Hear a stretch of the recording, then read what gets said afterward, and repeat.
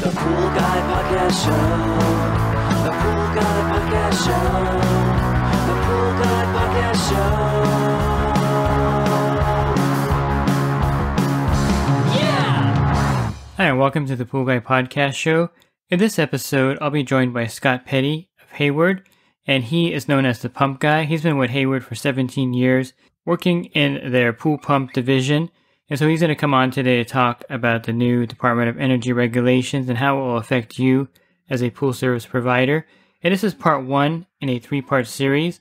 In part two, we're going to talk about some of the misconceptions about the new regulations and also about the misconceptions about the variable speed pump, some of the things you may have heard that aren't true about them, and we're going to highlight some of the good points of them.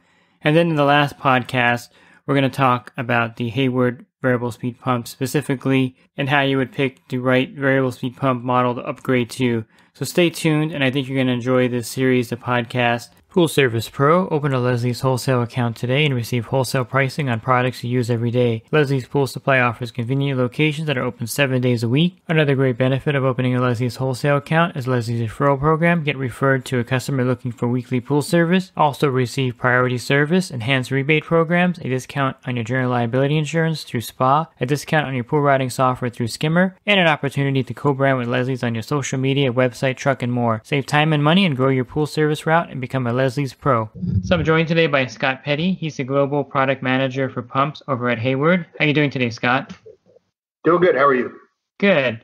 Basically, we're talking about the Department of Energy and the new regulations that are coming down.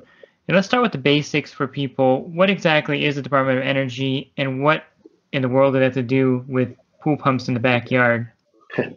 Good question. So Department of Energy is a federal government agency. They handle a wide aspect related to energy consumption in the country, and they regulate a variety of things. They chose about 4 years ago to regulate pool pumps, and that regulation goes into effect here in about less than 3 months, on July 19th, 2021. So the federal government has chosen to regulate pool pumps, which previously had been done at the state level, like in California or Florida.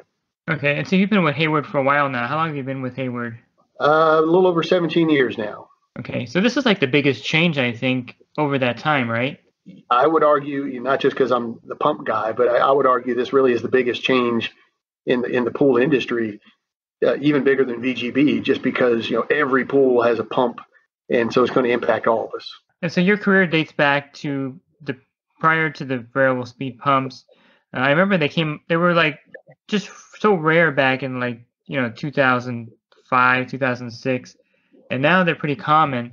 And I think that's an important thing to mention here, because one of the things that's going to come out of this focus on energy use by the Department of Energy is that the variable speed pumps are some of the only pumps that will qualify now, right?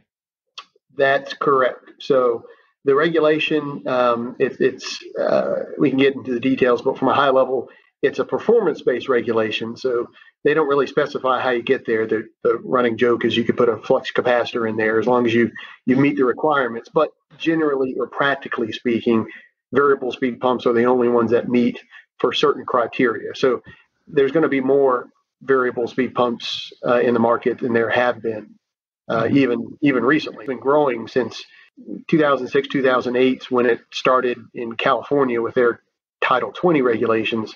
So we've grown a lot, but now the variable speed pumps are going to grow even more. Yeah, I remember the first one I saw was back in California here about 2000. I'm going to say 2006 is the first one I ever saw. It just, to me, it was like so foreign. But now, this is going to be the thing of the future, where they're going to kind of mandating this. And maybe we should go through in a little bit of detail of what the regulation actually covers, so that people will know why it's in effect and what's going on with that. Absolutely, that's a very good point. That the regulation really covers almost all pool pumps, and I'll say that this regulation was a negotiated process. So manufacturers, pool pump manufacturers, motor manufacturers worked with what they call energy advocates and the Department of Energy to come up with this regulation. It was a negotiation, so the manufacturers didn't get everything they wanted. The energy advocates didn't get everything they wanted. But it was important we the industry had a seat at the table, because Otherwise, one, the DOE could have just made up the rules as they thought was best. But then also they told us if they didn't carve out pool pumps, we were going to be part of these general purpose pump regulations, industrial commercial pumps, and we would have had no control whatsoever. So they carved out pool pumps, and it actually covers basically everything: in ground, above ground, residential, commercial, booster pumps.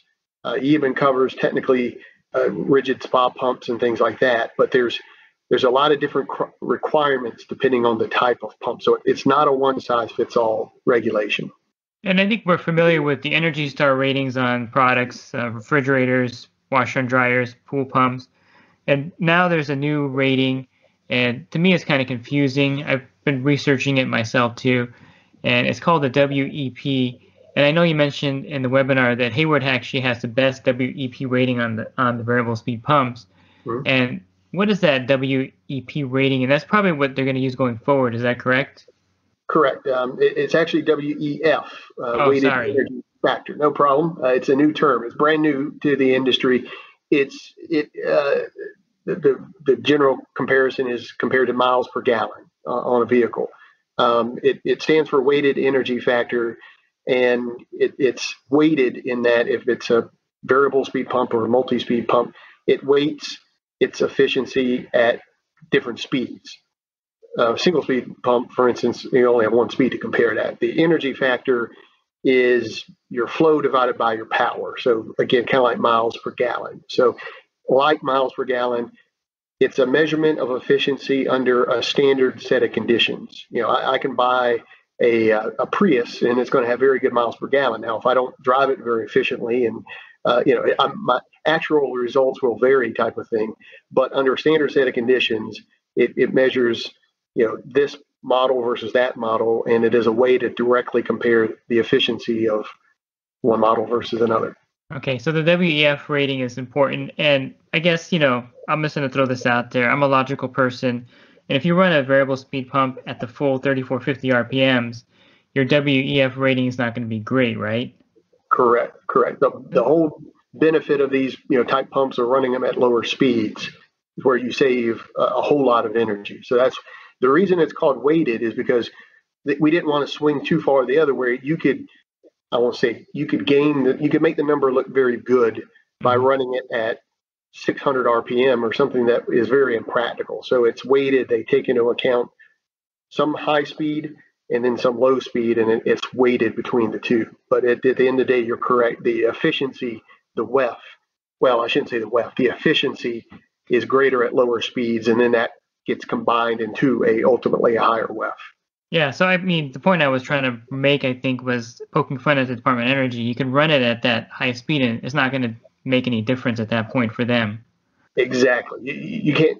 They recognize they can't regulate how you use it. You could take it in, plug it in, and run at high speed, and kind of defeated the purpose from an efficiency standpoint of buying it. Yeah, but of course we don't work for the government, so we can't say much on that end of it. No. It still comes down to how you program it. Yeah. And WEF is very important, but it's not the only thing. The pool professional still needs to size the pump. You don't want to put too big of a pump on too small of a pool, or vice versa. Yeah. And so you want to size the pump. Now you can factor in the energy efficiency, but even then, it still comes down to how you program it, like you said. We'll touch on some of that a little bit later too. That way we can give some tips on sizing and programming.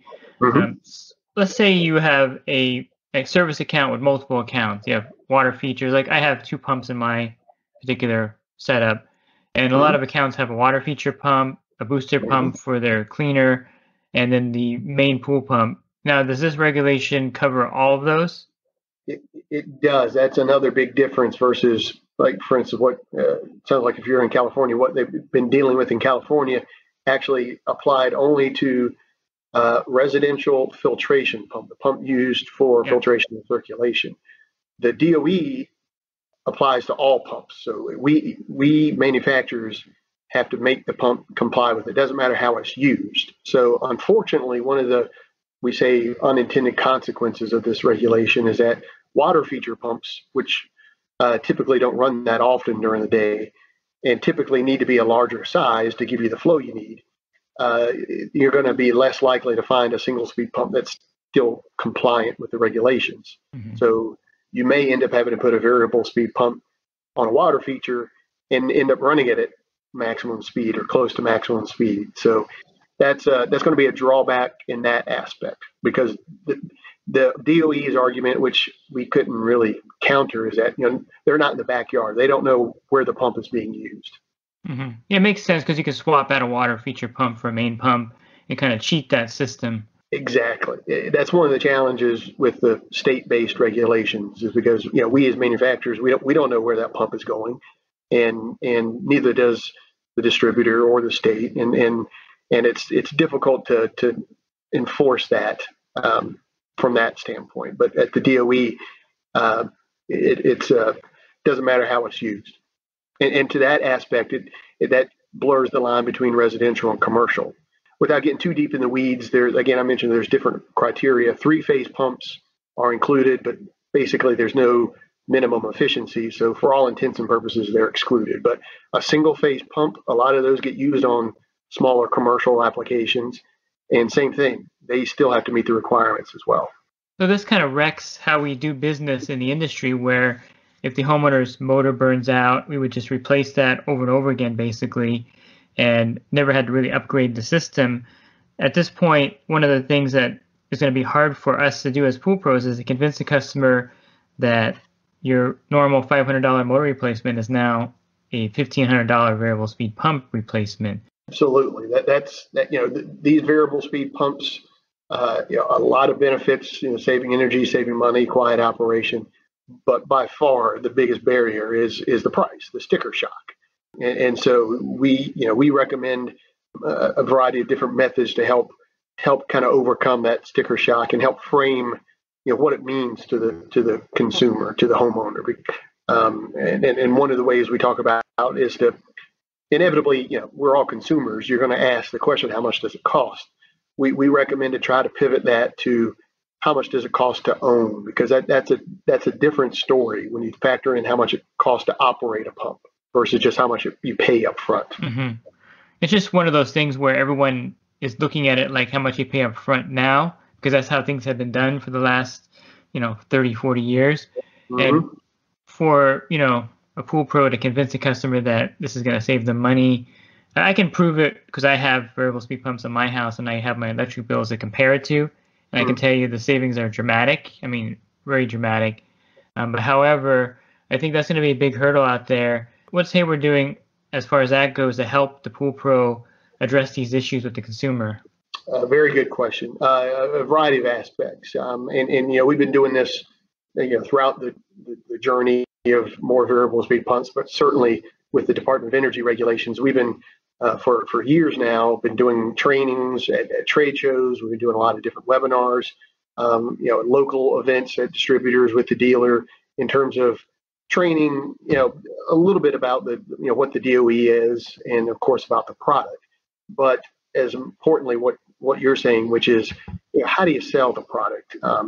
Some areas of the country have been doing this for many years. Other areas, maybe not as much. And so, there's not much time to really get prepared for how do you sell that product. So we help, again, give some techniques of how to sell the product in terms of, like I mentioned, cost of ownership, some tools that we've created, energy calculators, to help customers, homeowners, better appreciate how much they're going to save. And because it's like you said, it's a little bit, I don't want to say it's hard to believe, but you see the price, you have to think about how much it's going to cost. So you have to overcome that education piece. Yeah, and I think California is a little easier because people are a little bit more green friendly, I guess. Tree huggers, I guess you would call them out here. Probably not that many in certain regions. And I sell it also on the fact that it's quieter. Absolutely. California, we have a land issue, and so equipment is right up against the house. Usually, like mine is right outside my wall here.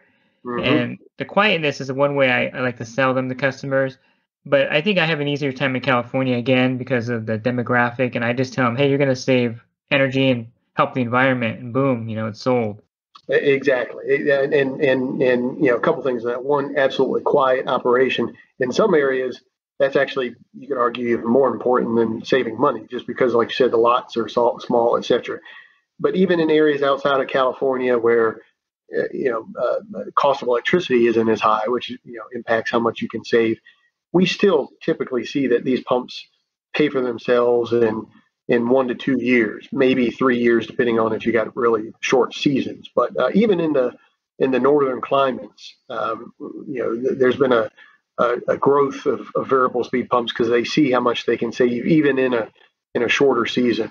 But now going forward, there's still going to be single speed pumps available, but less of them. So there's going to be more and more of a need to go to these variable speed pumps. So there are some single speed pumps that will qualify, but they're lower horsepower. Is that more or less? This is another point where it gets a little bit confusing, is that the regulation is actually not based off horsepower, at least what we call motor horsepower. It really comes down to every pump is different. It's a moving target of the minimum efficiency based off the size of the pump, but they size the pump based off its performance, its flow, and its head. And we don't use horsepower consistently in this industry. We have max rates and up rates and full rates. So in the case of Hayward, we're still going to be able to make our 1 horsepower super pump and our 1 horsepower max flow XL medium head pumps that are more common in the East compared to, say, the western part of the country. Our bigger pumps like TriStar, we're really only going to have 1 model that meets that as a single speed. So what I'm getting at is the number of pumps and the size of those pumps depends on which type of pump it is. So it's not a one size fits all. So let's say worst case scenario, the customer doesn't want to go with a variable speed pump, and you have a 1.5 horsepower Hayward pump currently there. Now, would you be able to buy one of these motors that is compatible with the new regulations and put it on that pump, or how would that work in that kind of scenario? Really, we see it as 3 options. First, clearly going, well, I guess you could argue 4. There is going to the variable speed pump like we've been talking about. There is replacing what we would refer to as the power end, which would be the motor and the drive. We have the impeller and the diffuser on there. That's going to be a little bit lower price point. So that can be an option. I'm going to skip down to the bottom option, which is in some cases, you may be able to downsize to a smaller single speed pump, but in doing that, you're going to have less flow. So we don't expect that. At the end of the day, you still have to have the flow you need to run your pool. So that's probably not going to happen too often. Not to get too much of a sales pitch, but I'll throw out that Hayward, we're just now launching a new series of pump called the XE series of pumps that is kind of positioned between a single speed pump and a fully featured variable speed pump. It's DOE compliant, but it's up to a 1/3 lower price. So that's going to be really, we see in a lot of cases, the most cost effective way to go from a single speed to a DOE compliant pump. It doesn't do everything a fully featured VS pump does, but it allows you to change speeds and meet the DOE requirements at a lower price point, because we recognize that consumers, not everybody's going to be able to pay the $1,200 to $1,500 out of the gate. So we want to give them choices. Is that going to be retrofittable to like a Hayward pump that's in there already, that particular pump you mentioned? Yes. So with both the XE and the VS series, we sell the complete pump, which of course is based off of the same Hayward pumps, but we also sell those power ends that we talk about. So in some cases, if you wanted to keep the plumbing for the inlet and the outlet, you could just take the quote power end off from the seal plate back and retrofit basically. Yeah, that's pretty much a good option, I think, for a lot of people that are starting out with this transition. I think for you to convince somebody in a lot of cases to go from a single speed pump to a variable speed pump, that is a big jump. Yes. And when are those pumps going to be? When are those power ends going to be available? It's already announced now. It's information on our website. We're going to start shipping that product at the end of June, in the next month or so. Okay. So just before the regulations go into effect, so that people can start that transition.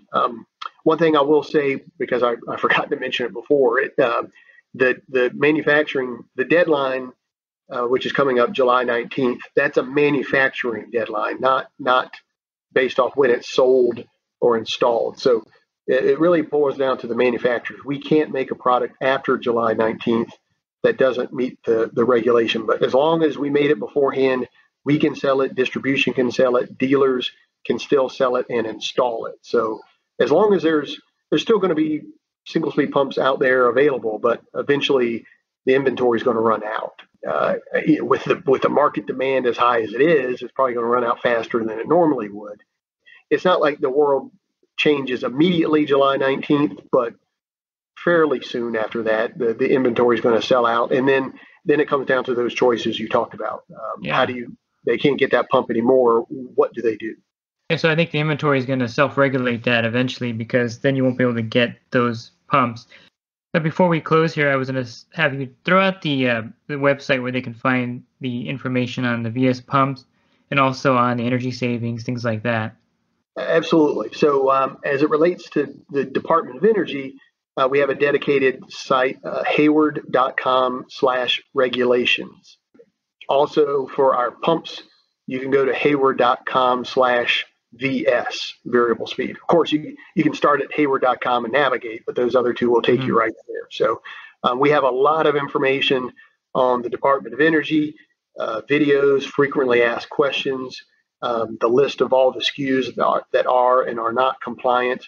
And then on the product side, we have a lot of information on the product, obviously brochures and things like that, videos, links to energy calculators so you can estimate how much money you can save.